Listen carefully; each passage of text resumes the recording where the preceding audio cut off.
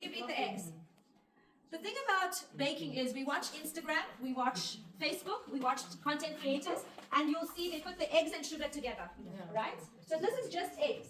People, even when I wrote this book, I had a fight with the editor because they said eggs can't triple in volume, whole eggs, it's only egg whites.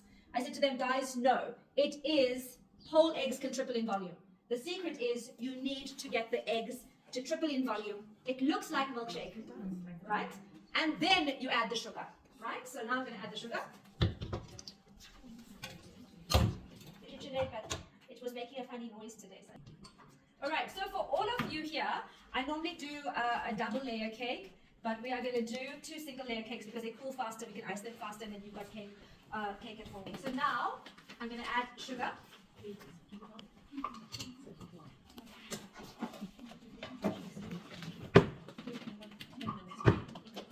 Right, so this does take a bit of time.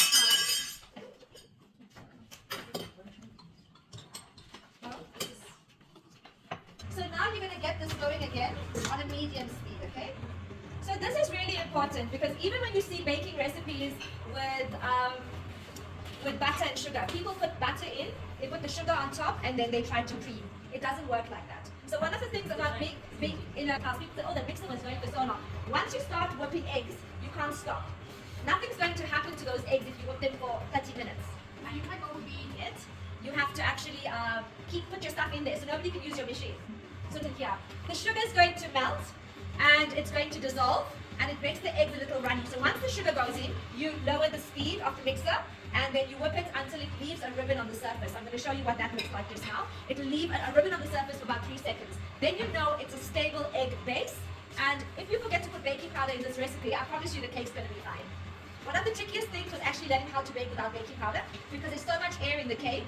I mean, this recipe does have baking powder, but the sponges like ladyfinger sponge and all of that, it doesn't have baking powder in. So your eggs are done right. That's what gives you the softness, the lightness, and the rise, okay? Any questions? Vanilla essence? Not now. Later. What inspired you to make a barfi cake? It just happened to me one day. It just happened. I've always liked the flavor of white chocolate and cardamom together. I think that's one of the best flavor combinations. Non-Indians think it's white chocolate and mint. No, it's white chocolate and cardamom.